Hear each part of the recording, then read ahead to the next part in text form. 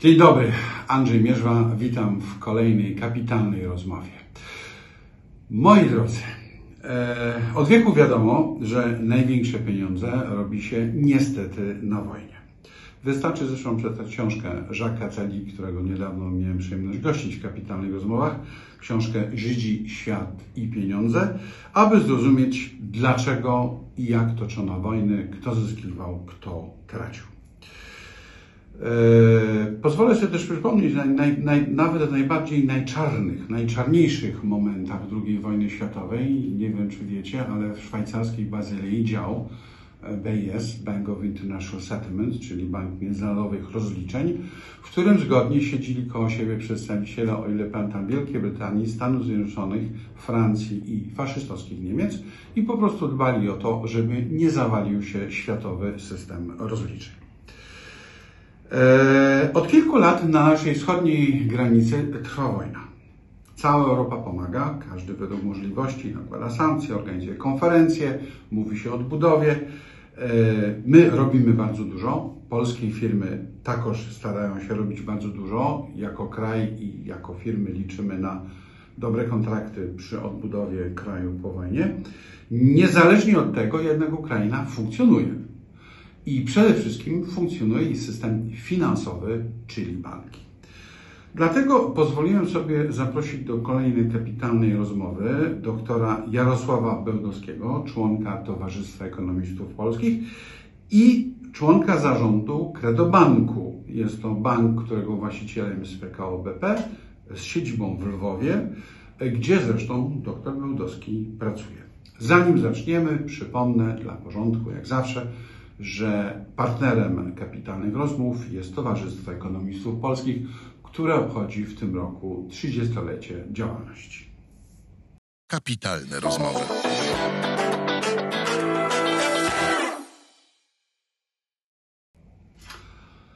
Janku, pierwsze pytanie, jeśli pozwolisz. Jak się trafia z SGH do zarządu Credobanku w Lwowie i jak się pracuje? Rozumiem, że podróżujesz co tydzień. Jak to wygląda tak w normalnym zawodowym życiu? Trochę świat jest postawiony na głowie, dlatego że dużo czasu poświęcam w Ukrainie. W związku z tym to jest czas weekendowy w Polsce, ale przede wszystkim tydzień jest w Ukrainie.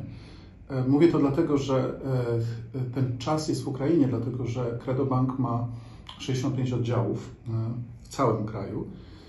I muszę powiedzieć, że to było dla mnie niezwykłe doświadczenie, dlatego że w ostatnie 9 miesięcy objechałem cały kraj, co jest pewnym, bym powiedział, zaskoczeniem dla wszystkich, o którym to mówię. Cały łącznie również z Chersoniem. Czyli strefa wojenna. Jakieś 2 tygodnie temu byłem w Charkowie, w związku z tym to jakby nie można chyba powiedzieć o czymś, co nie jest tak blisko jak Charków czy Cherson w szczególności. Zobaczyłem wszystkie 65 oddziałów i muszę powiedzieć, że to dla mnie było niezwykle ważne, nie tylko z perspektywy poznania samej Ukrainy i specyfiki działalności banku, ale to było ważne dla tych ludzi, którzy tam pracują. Dlatego, że dla nich wizyta wiceprezesa była czymś zaskakującym, bo też nie oczekiwali, że w czasie wojny ktokolwiek do nich przyjedzie, powiem szczerze. A świat się kręci, bo to jest bardzo dziwna wojna. Ale wszystkie oddziały są otwarte?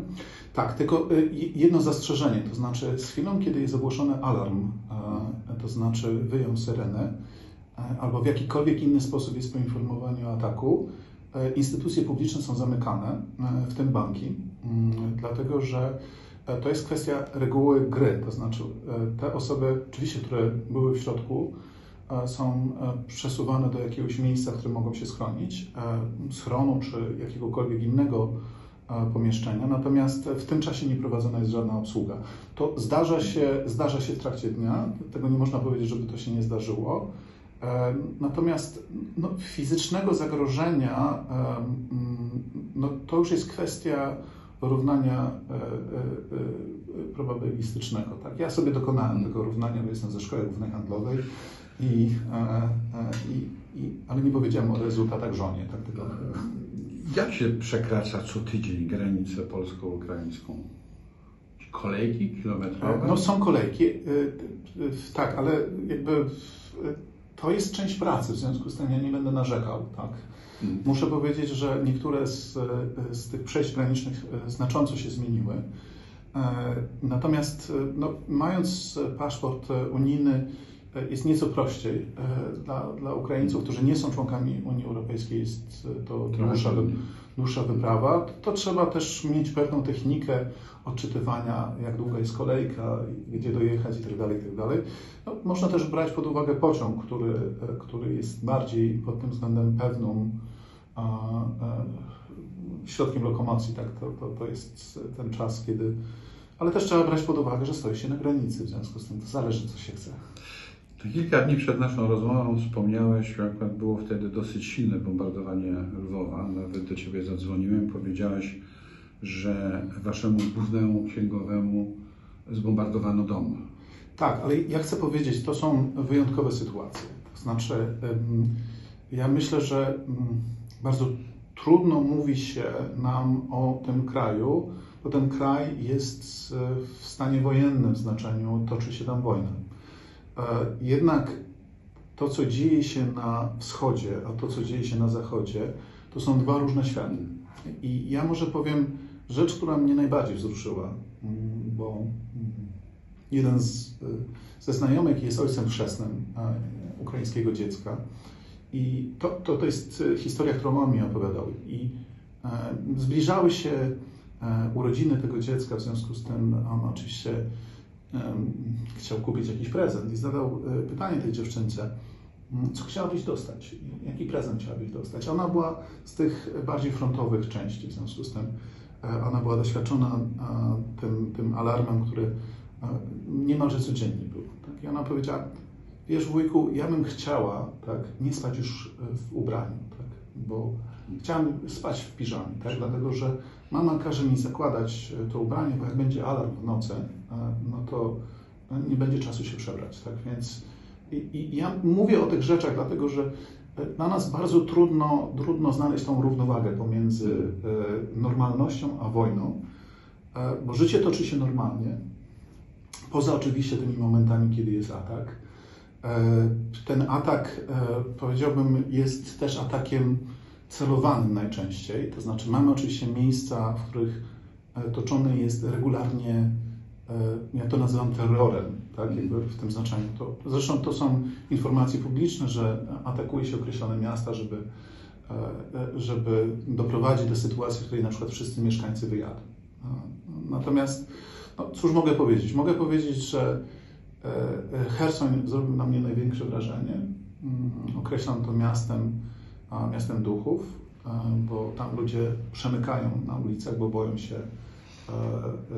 prawdziwego zagrożenia. Ale co zaskakujące, i to myślę, że to jest dla Ciebie też będzie bardzo zaskakujący, Credobank tam funkcjonuje.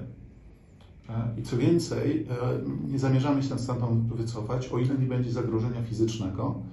I co bardziej zaskakujące, ludzie nie chcą stamtąd wyjechać.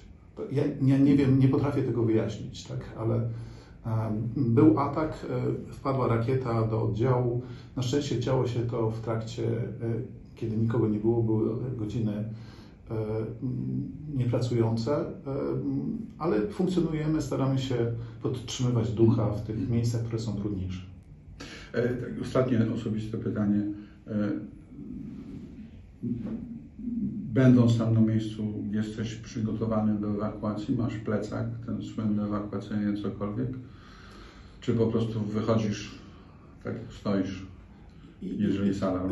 To zależy, gdzie jestem. To znaczy, być może powinienem trzymać jednej reguły, ale w zależności od tego, w jakim miejscu jestem, takie przyjmuję, bym powiedział, nastawienie. To znaczy, czym innym jest ogłoszenie alarmu w Lwowie, a czym innym jest ogłoszenie alarmu w Kijowie. W związku z tym staram się to rozgraniczać. Być może nie powinienem tego zrobić, ale z drugiej strony bardzo trudno byłoby pracować, gdyby nie dokonywać tego rozgraniczenia. Więc to zależy, gdzie jestem, ale co do zasady jestem przygotowany, tak? To znaczy zawsze mam szczoteczkę.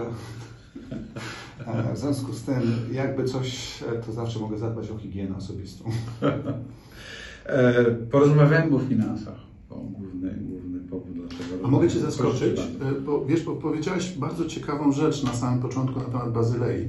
A nie wiem, czy wiesz o tym, że być może oni siedzieli wokół siebie, tak jakby w tym znaczeniu, ale w trakcie II wojny światowej hitlerowcy próbowali wykończyć Wielką Brytanię poprzez druk fałszywych funtów. Tak?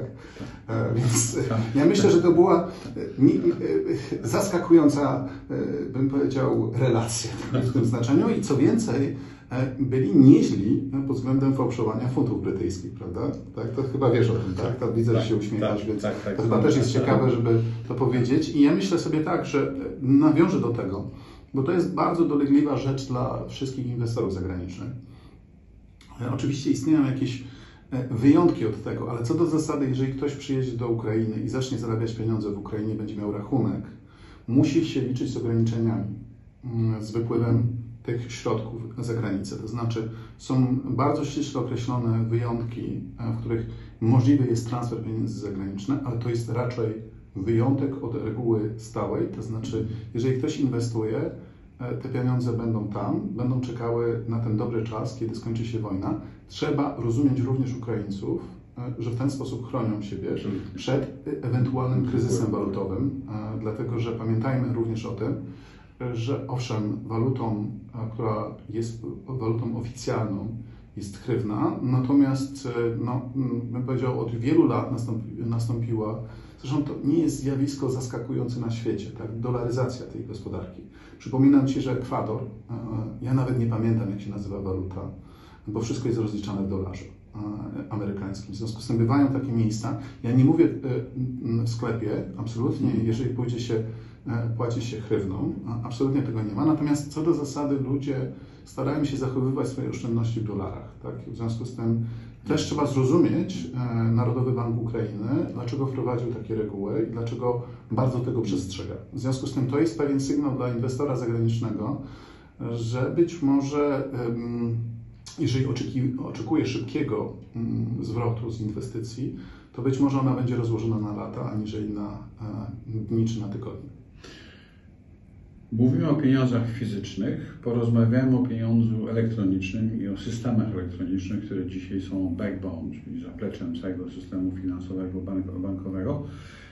Pytam o to nie bez kozery, bo myśmy się przyzwyczaili w Polsce do tego, że mówimy, że nasz system bankowy jest doskonale zorganizowany elektronicznie pod wieloma innymi względami. Przeskoczyliśmy etap czeków, przeszliśmy z gotówki od razu w karty kredytowe. Rzeczywiście jesteśmy tutaj zaawansowani wobec niektórych nawet krajów w Unii Europejskiej. Czy jest coś, co działa jeszcze lepiej w Ukrainie, czego moglibyśmy się nauczyć? Wiesz, Andrzeju, ja nie wiem, czy byłeś ostatnio i byłeś w restauracji, bo powszechne jest to, że tam jest taki kod, który leży, tak? I oczywiście to mamy również w Polsce. Ten kod daje Ci możliwość wybrania z menu, na co masz ochotę, ale ten kod również daje Ci połączenie i może zapłacić za rachunek.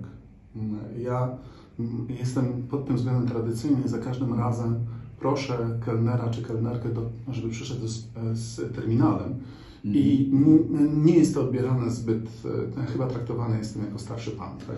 Dlatego, że powszechnie wszyscy płacą ja zdaję sobie z tego sprawę, że to może być odebrane jako gadżet, tak jakby pod tym względem, ale chcę powiedzieć, że system jest inny niż w Polsce.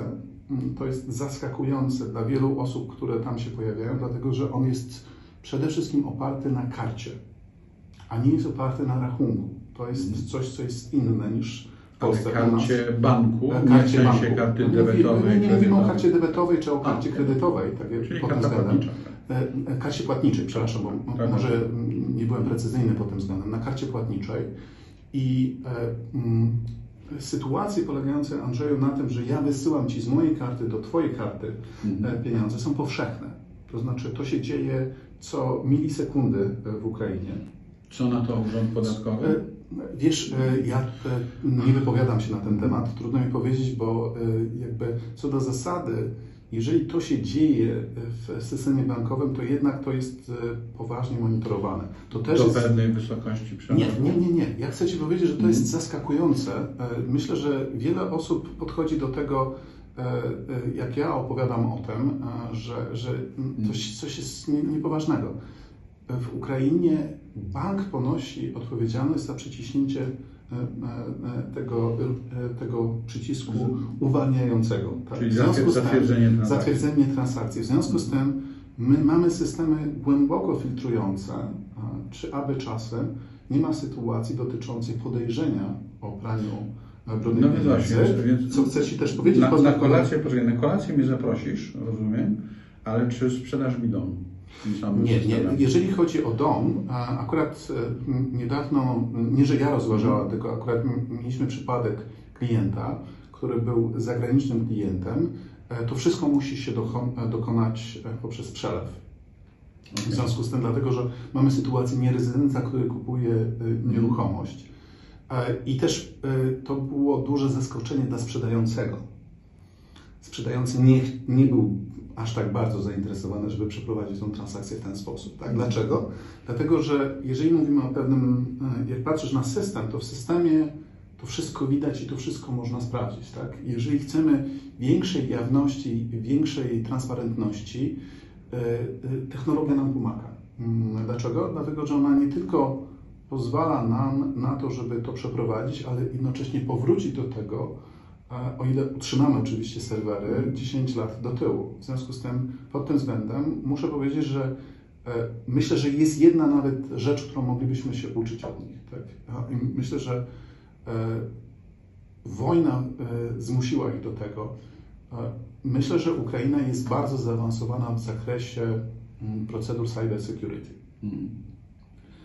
Ponieważ ataki, nie mówię tylko o fizycznych atakach, ale ataki internetowe zdarzają się co chwila. W związku z tym te systemy są dużo bardziej, bym powiedział, zaawansowane aniżeli w Europie Zachodniej. Myślę, że to jest jedna z rzeczy, o której ja powiedziałem parę dni temu w Brukseli, kiedy była dyskusja na temat Ukrainy, że to nie jest tylko rzecz w jedną stronę, ale to jest też w drugą stronę.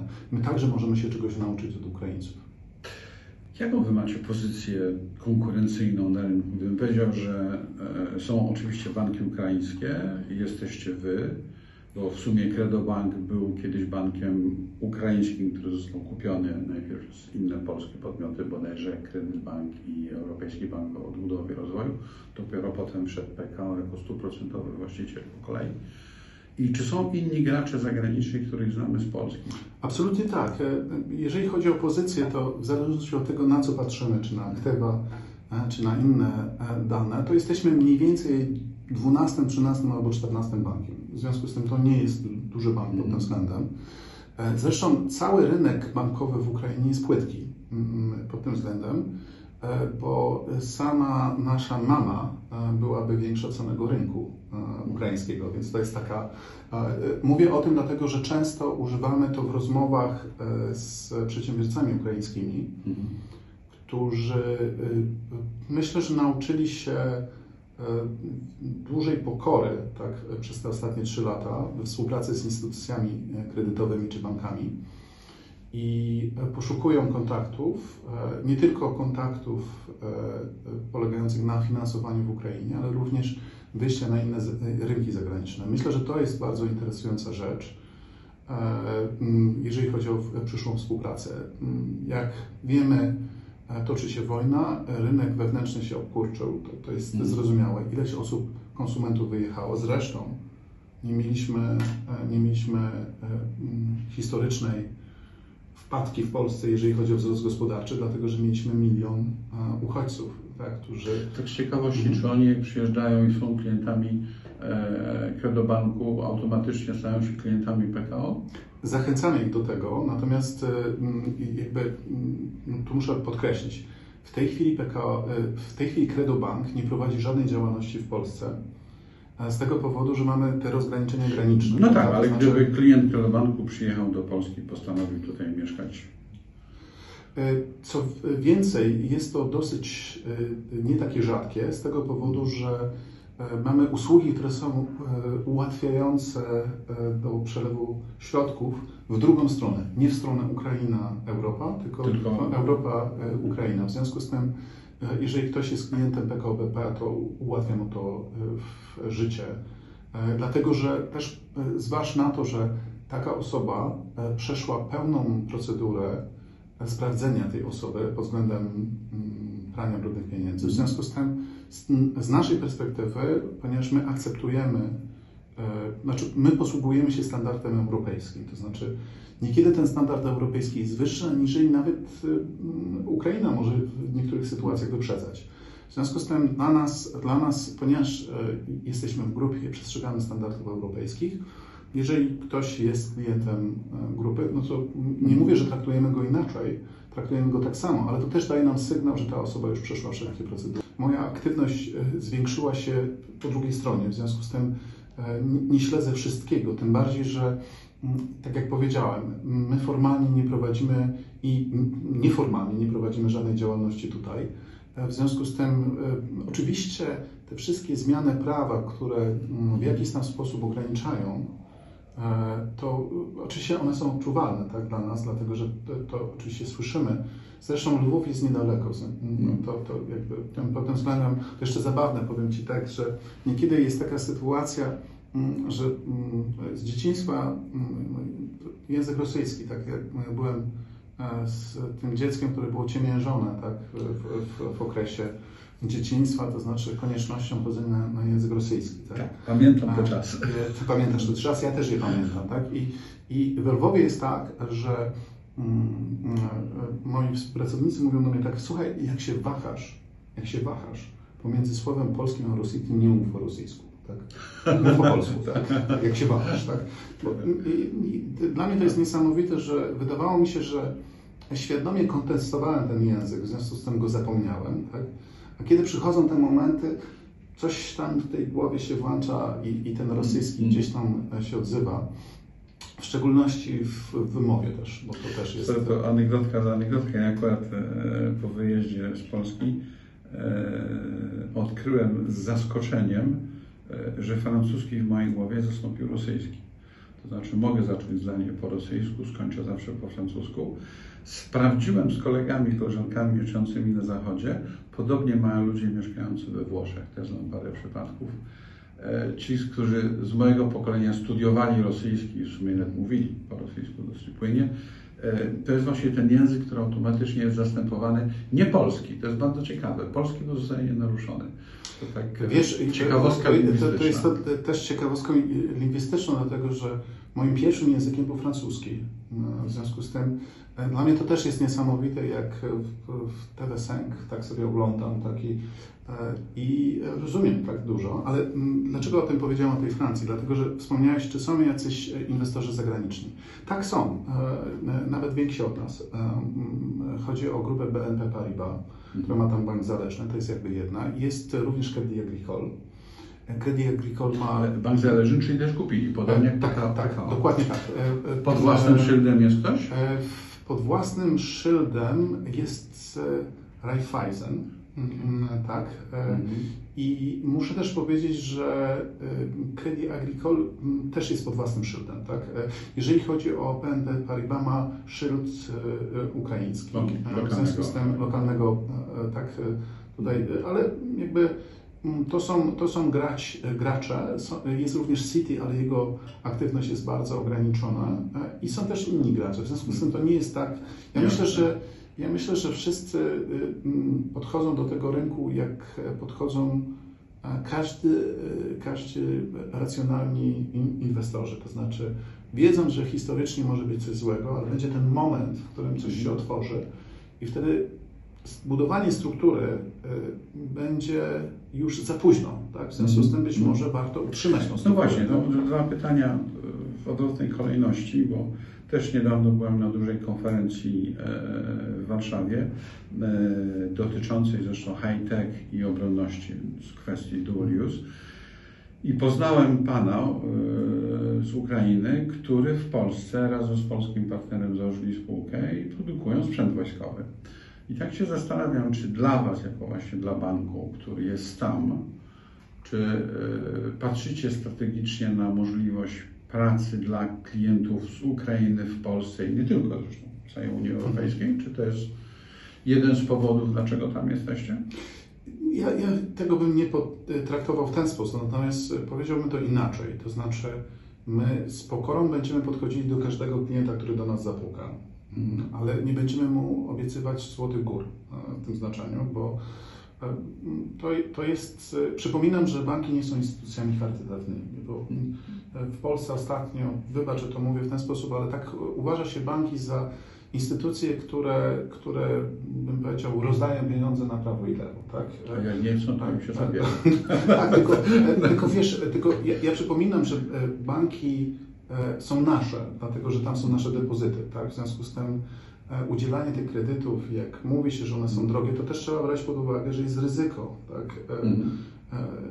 Bank to, co potrafi, to potrafi szacować ryzyko, prawda? W związku z tym no, bądźmy nieco bardziej ostrożni w tych takich bardzo radykalnych poglądach na temat banków. Nie dlatego, że pracuję w banku, tak? Tylko bardziej obserwuję ten... No dobrze, a wracając do pytania, czyli klienci z Ukrainy wychodzący do Polski na Unię Europejską? Tak, tylko ja bym tutaj poprosił Cię, żebyśmy pamiętali o takich regułach ekonomicznych. Razem jesteśmy w Towarzystwie Ekonomistów Polskich i razem wiemy o tym, że mamy taki podział w ekonomii na temat tego, który jest neutralny względem ryzyka, tego, który jest chętny ryzyku i temu, który jest niechętny ryzyku. I moja obserwacja jest taka, że ci, którzy są niechętni ryzyku, nie powinni angażować się w Ukrainę, dlatego że nie znajdziemy instrumentów, które w 100% gwarantowałyby im ich kapitał. Istnieje zawsze jakiś element ryzyka. W związku z tym, jeżeli ktoś chciałby, żeby ktoś za niego zrobił wszystko, to tak nie będzie. Tak? Ja mogę powiedzieć tak, dobrze, jesteśmy w stanie otworzyć rachunek, nawet spróbowaliśmy w tej takiej gargantulicznej, powiedziałbym, biurokracji zmienić reguły wewnętrzne, bo pamiętaj o tym, że jeżeli przyjeżdżasz do Ukrainy, to masz kilka opcji. Tak? Pierwsza opcja to jest taka, że możesz otworzyć sobie rachunek dla tak zwanego nierezydenta, prawda? Czyli tak, no, to wymaga rejestracji w urzędzie skarbowym itd. W tej chwili ograniczyliśmy taką jedną fizyczną wizytę do jednej, tak? Bo wcześniej bywały dwie albo trzy w banku. Tak? Czyli wszystko można załatwić u Was. Można, oczywiście też pamiętajmy o tym, że można dać pełnomocnictwa tak?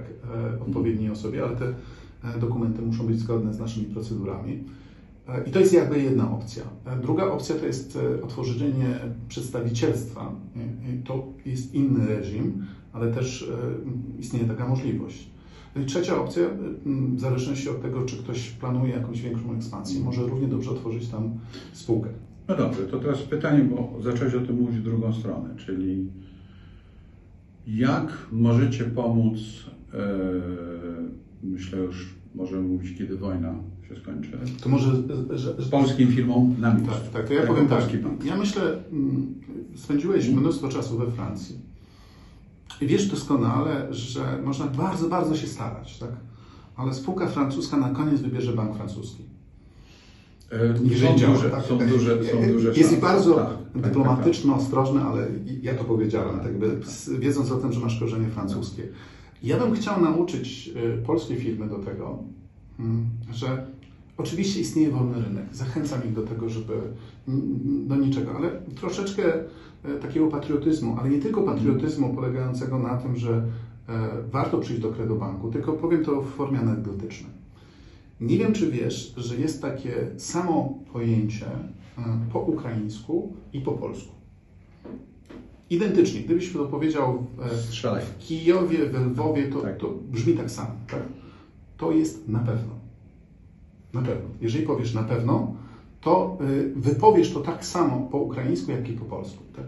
Tylko czy wiesz, jakie jest znaczenie na pewno w Ukrainie? Nie. Być może. Być może. I do czego zmierzam? Zmierzam do tego, że jeżeli przyjdziesz do Credobanku, to jest pewien żart, bo moi współpracownicy się tego nauczyli, że jak mówią na pewno, to dodają po polsku. Tak? Ale to słuchaj, to może powiedzmy tym z naszych widzów, którzy będą robili interes w Ukrainie, to jak się mówi polskie na pewno po ukraińsku? Toczno. Jeżeli usłyszą toczno, to znaczy, że to jest na pewno. To jest deal, toczno. Ale jeżeli usłyszą na pewno, tak, To jest most likely. To jest, jak ja się tego nauczyłem, tak? Po prostu opowiedział mi jeden z dyrektorów, jedną z historii, która się wydarzyła z jakimś polskim przedsiębiorcą, który pojechał do swoich pracowników, zwołał naradę, był lekko podenerwowany i powiedział, na pewno musicie to zrobić. Tak? I ci wszyscy dyrektorzy kiwali i mówili, na pewno, oczywiście na pewno. Tak? Więc on wrócił po miesiącu i pyta się, jeśli na pewno to zrobić. Tak? Ale my na pewno to zrobiliśmy. Tak? Więc dlatego to mówię w formie takiej żartobliwej. Dlaczego o tym mówię? Dlatego, że nie mogę zapewnić, żeby we wszystkich 65 oddziałach ktoś mówił po polsku. Pracujemy w Ukrainie. Natomiast istnieje duże prawdopodobieństwo, że na ścianie bliższej nam, czyli granicy, będą osoby, które będą mówiły po polsku, albo będą rozumiały, albo będą starały się mówić po polsku. Pracuję nad tym, żebyśmy również mówili po angielsku, co wcale nie jest taką oczywistą rzeczą w Ukrainie. Tak na tyle, żebyśmy w przyszłości mogli współpracować z innymi nacjami, którym, jakby powtarzam, to prawda, jesteśmy w Ukrainie, ale proszę pamiętajcie, że my przestrzegamy standardów europejskich. Ja myślę, że wszyscy się z tym zgodzimy, że jak się jest w jakimś kraju, to trzeba oczywiście robić biznes w języku tego kraju, jakkolwiek angielski jest lingua franca i tak dalej, i tak dalej. Są różnice kulturowe, językowe, choćby na pewno i toczno. Ale tak się zastanawiam, czy wasz właściciel PKO BP, bo tak skoro już porównujemy trochę do Francji, a PKO BP jest potężnym bankiem europejskim dzisiaj, który w niczym nie ustępuje właściwie pod każdym względem swojej konkurencji zachodnioeuropejskiej, to znane mi banki francuskie w takich sytuacjach, na przykład dla francuskich przedsiębiorców, organizują wyjazdy, study tours, żeby pokazać kraj, zapewniają tłumaczy, czy robią wiele, co się niedługo będzie działo, kiedy wojna w Ukrainie się skończy i zacznie się proces odbudowy tego kraju, a w dzisiejszym świecie to idzie bardzo szybko, dzięki elektronice, otwartych granicach itd. To jest takie pytanie i tu może też pytanie właśnie do Ciebie, w jaki sposób Ty jako w sumie wiceprezes zarządu spółki zależnej, bardzo dużego polskiego banku, komunikujesz to swoim kolegom, żeby się przygotowywali na to, żeby poprowadzili polskich przedsiębiorców, których mają tu jako klientów, bo mówienie, że my dostaniemy jakieś mityczne kontrakty, że pojedzie jedna delegacja rządowa i podpisze 20 000 kontraktów dla 500 000 firm, to obydwaj wiemy, że to są nieprawdziwe historie wymyślane na prawym kolanie. Dzisiaj interesy robi się na zasadzie mam partnera, mam finansowanie. Będzie konkurencja na Ukrainie, jest bardzo wiele firm, które dzisiaj w Ukrainie już produkują w wielu względach, które robią interesy z Ukrainą. Czy nasz system bankowy, który tam jest, buduje własnych klientów? Czy możecie służyć na przykład jako taki matchmaker, do łączenia firm, do szukania partnerów, do fuzji, do przejęć? Absolutnie tak, aczkolwiek ja zawsze powtarzam polskiemu przedsiębiorcy, za Pana biznesu nie będę robił. Proszę mi wybaczyć, otworzę rachunek, odpowiem, czy kontrahent jest wiarygodny. Natomiast proszę mi wybaczyć, ale mogę podpowiedzieć, ale to Pan musi pójść na to spotkanie, ja w Pana imieniu nie pójdę. Mówię to żartobliwie, dlatego że niekiedy nie ma takiego zrozumienia tego podziału, tak, pomiędzy instytucjami również publicznymi, a instytucją prywatną, jaką jest Credobank. I tu zaskoczę Cię, dlatego że uważam, że to, co robi Polska Agencja Inwestycji Handlowych, jest stałym, regularnym działaniem. W związku z tym dostęp do ludzi, czy to w Lwowie, czy w Kijowie, jest naprawdę nieutrudniony. To nie jest tak, że dzwoni telefon, nikt nie odbiera. Niekiedy ten telefon milczy, bo nikt nie dzwoni, tak? Bo tak naprawdę niekiedy mam takie wrażenie, że ktoś oczekuje, że ktoś zadzwoni do nich, tak jakby w tym znaczeniu. Więc Pajch robi fantastyczną pracę i chcę to podkreślić. Wieloletni dyrektor Karol Kubica, niedługo będziemy się widzieli w Lwowie. Jest duże spotkanie polskich przedsiębiorców, to się dzieje regularnie. Mamy również Polską Izbę Polsko-Ukraińską Izbę, która regularnie również organizuje czy konferencje, czy wizyty studyjne. To jest naprawdę rzecz, która wydarza się nie tylko w jedną stronę, ale również w drugą stronę, czyli bierze inwestorów, przedsiębiorców ukraińskich na przykład do krajów zachodnich i pomaga im tam rozwijać się. To też pamiętajmy, że pamiętajmy o idei Piłsudskiego, tak, że musimy mieć ten bufor, tak, w związku z tym to w naszym interesie jest też, żeby im się udało. Tak, wybacz, że to mówię. A na koniec jeszcze dodam Ci, że mamy takie organizacje prywatne, jak Związek Pracodawców Prywatnych, którzy są dosyć aktywni na tamtym rynku i myślę, że inni, jak Lewiatan, również mają swoich członków ukraińskich, w związku z tym ten element powiązania może się tam również zdarzyć. Na pewno poruszyłeś bardzo istotną sprawę, bo kwestia czegoś, co ja nazywam dyplomacją gospodarczą. Czyli myśmy się przez ostatnie 30 lat przyzwyczaili do tego, że robiliśmy wiele, żeby do Polski ściągnąć kapitał zagraniczny. Prawda? Była prywatyzacja, były zmiany przepisów, przepisy unijne, Polska Agencja Inwestycji Zagranicznych. I dzisiaj widzimy z dużą satysfakcją zresztą, że trochę się ta ulica zrobiła się dwukierunkowa. Czy dalej ściągamy do Polski, to też bardzo ważna misja PAIH-u, inwestycje zagraniczne, ale zaczynamy promować, pomagać polskim przedsiębiorcom w ich wyprawach ekspansji zagranicznej. Tu powiedziałeś właśnie o ZPP. Ja zawsze jak słyszę o jakichś próbach polskich organizacji gospodarczej za granicą, to zawsze pokazuję jeden przykład. Francuski MEDEF. To jest konfederacja, tylko że ona jest jedna. My troszeczkę dalej tracimy, że mamy bardzo wiele głosów samorządu gospodarczego. Oby częściej pracowały ze sobą, oby częściej takie misje organizowały. Może kolejna misja dla PAIH-u do spojrzenia. Ale wydaje mi się, że jest wiele do zrobienia, żeby tą dyplomację gospodarczą, szczególnie w tak istotnym dla nas strategicznym kierunku jak Ukraina, poprowadzić. Absolutnie zgadzam się, aczkolwiek dyskusja na temat jednej organizacji, wiesz, ja troszkę pamiętam, to od początku lat 90. się rozpoczęła, niemalże w 1989 roku. Tak, w związku z chodziło tym, też o spadki. Tak, więc tutaj byłbym ostrożny, czy to jest możliwe. Ja myślę, że ten element różnorodności jest też ciekawy i wartościowy, dlatego że z mojej perspektywy bardzo lubię pracować i z jedną, i z drugą, i z trzecią organizacją, dlatego że ona pozwala mi na dotarcie do innych ludzi, do innych inwestorów. Tak? W związku z tym dla mnie to jest ciekawe, dlatego że nie ograniczam się tylko do jednej organizacji, tylko poszukuję sposobów na rozwijanie. Przy czym absolutnie Credo Bank jest bankiem, który będzie wspierał polskich przedsiębiorców, jeżeli będą chcieli działać w Ukrainie. Natomiast nie możemy zapominać o tym, że jesteśmy bankiem ukraińskim. Tak? W związku z tym naszym zadaniem jest również wspieranie przedsiębiorców w Ukrainie. I co jest dla mnie wielkim zaskoczeniem? Ta wojna spowodowała